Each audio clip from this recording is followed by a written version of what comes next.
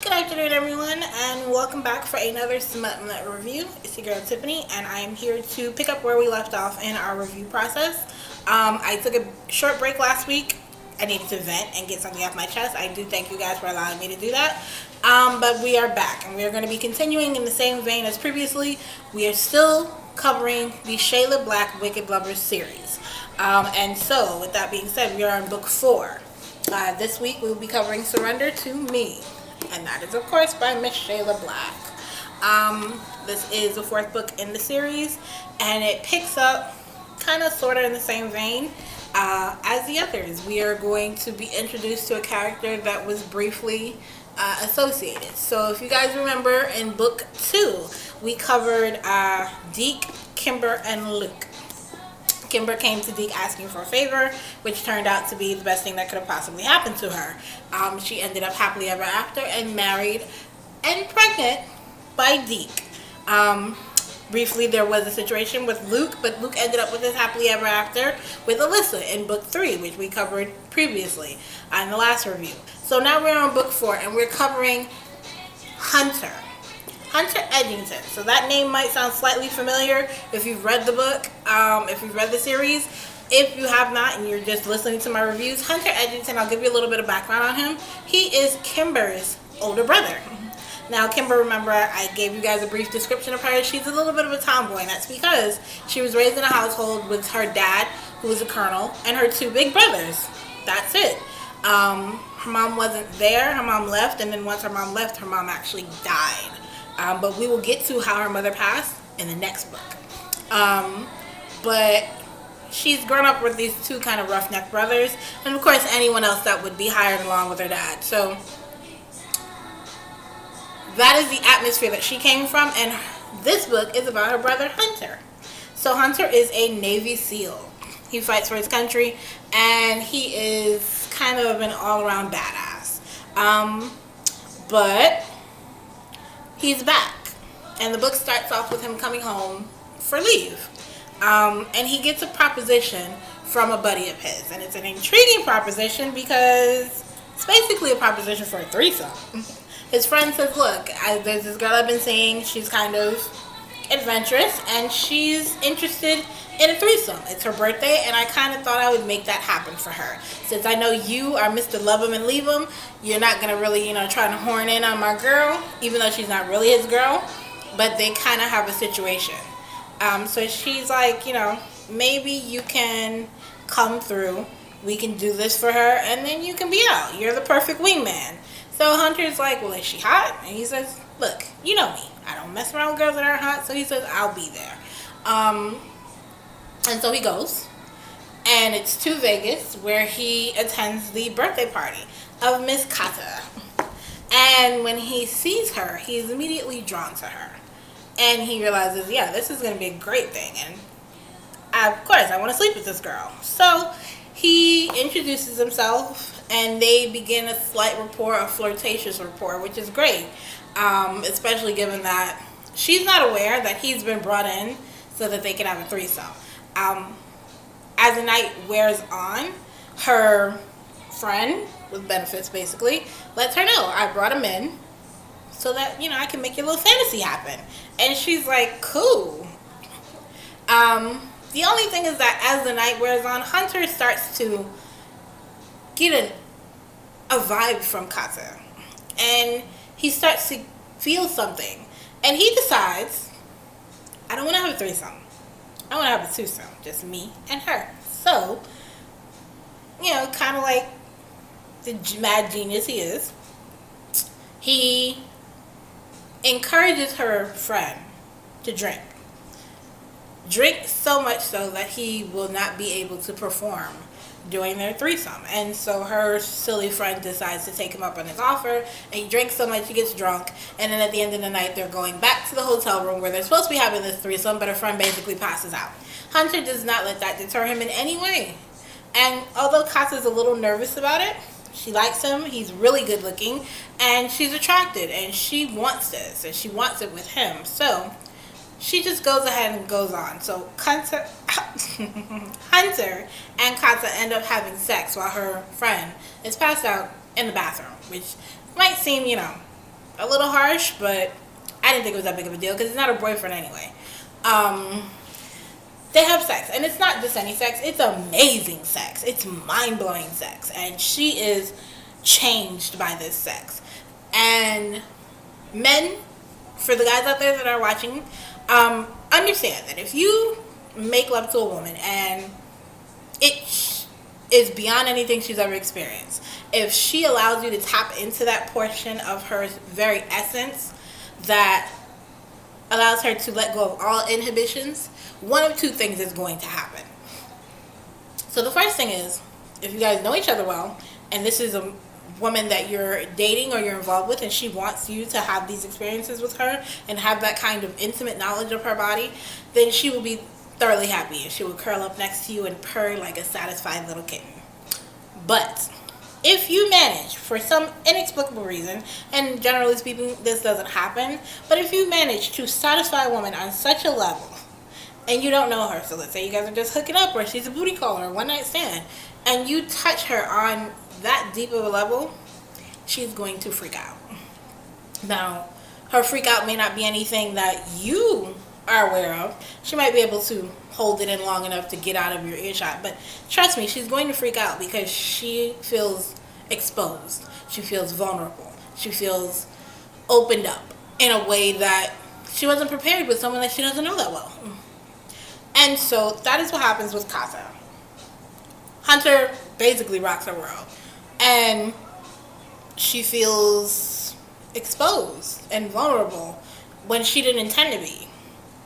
She has allowed him privileges, and she's allowed him to do things to her that she'd never allowed another man to do. She's allowed him to dominate her, and he has wielded a power over her that she has never experienced, and she's shy and she's concerned. And so she freaks out and she runs. Like, she hightails it out of there as soon as flipping possible. Like, orgasm is over and she is out the door. And he's left stunned, like, what just happened? And she decides that she needs to get as far away from him and any head trip that she may be feeling or he may be trying to induce as quickly as possible. And so she runs and she goes and she decides to get her drink on by herself. But Hunter, being a Navy SEAL, being a gentleman, and being persistent as hell, he tracks her down. And he basically lets her know, look, I kind of like you. And she's like, but you don't know me. And he's like, that doesn't matter. I trust my gut. I am a Navy SEAL. I always have to do things by my gut. And so I like you and I'm going to pursue you. And she runs. And he's like, well, look, if you're not going to allow me to pursue you or discuss us, then at least let me tag along while you binge drink. Because you're going to need somebody there in the morning to hold your hair. And so she does. And he follows her while she gets blacked out drunk. And the next morning she wakes up, and of course she is in Hunter's bed again.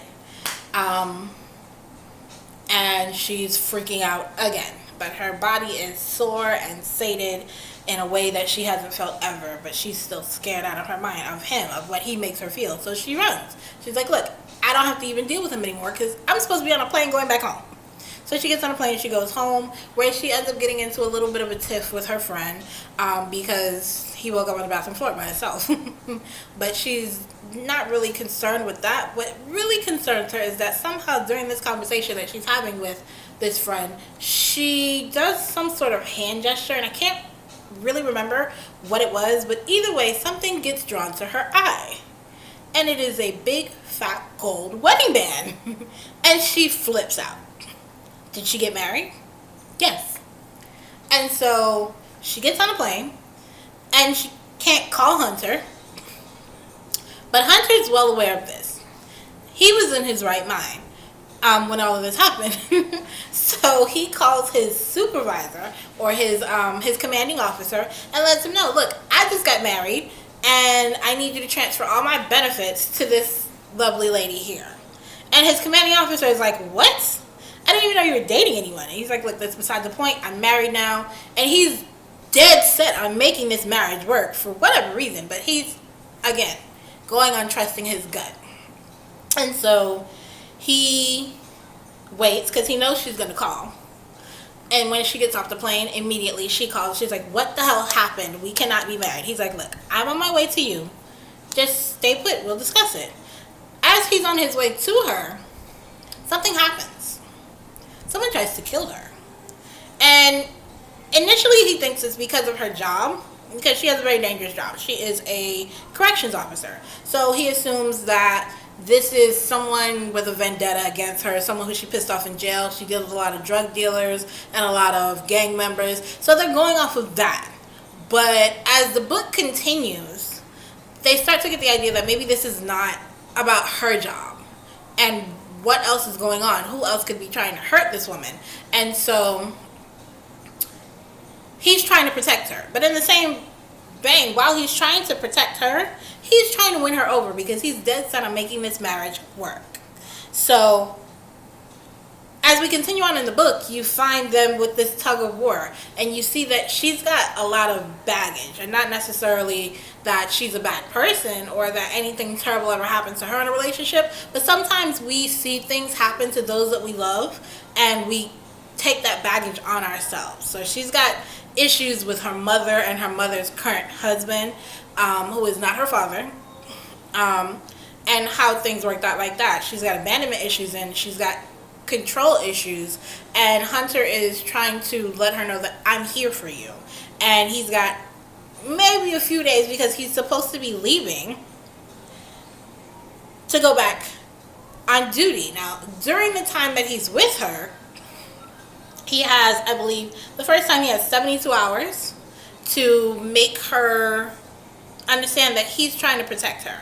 And he basically puts some of his good friends to babysit her. So we see some of the other characters from previous books come back into play. We have Deke, and we have Tyler, and we have Jack. They all rally around Hunter and his new bride to help him protect her, because he gets called back into duty and he has to go away for a couple of days, and it's very dangerous. It's almost like it was a suicide mission, but he comes out of it okay.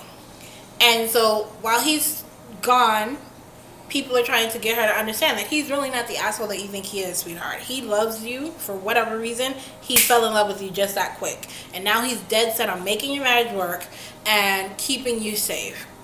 And then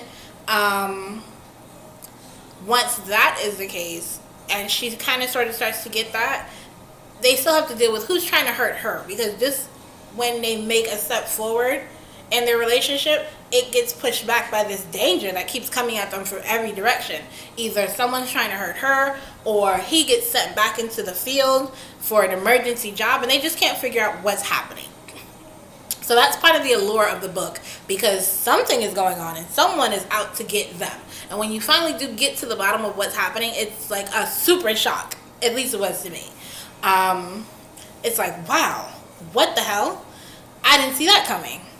But nonetheless, the book itself tells a great story of how there is such thing as love at first sight.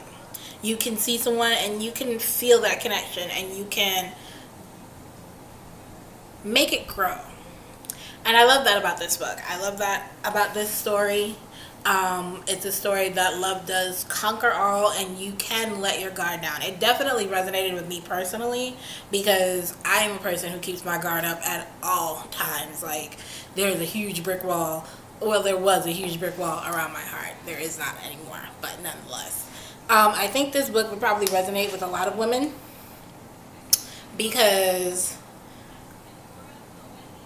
when you're trying so hard to be strong, when you're accustomed to being independent, when you're accustomed to taking care of yourself and even taking care of your own family, it's kind of hard to let a man come in and, take over. And you kind of feel like, who do you think you are? I'm capable of taking care of myself and my family and anything else that needs to happen. And in this book, it kind of shows you that there are men out there who, they're not just trying to run you over. They're not trying to take over your world. They're just trying to protect you. So I love that about this story.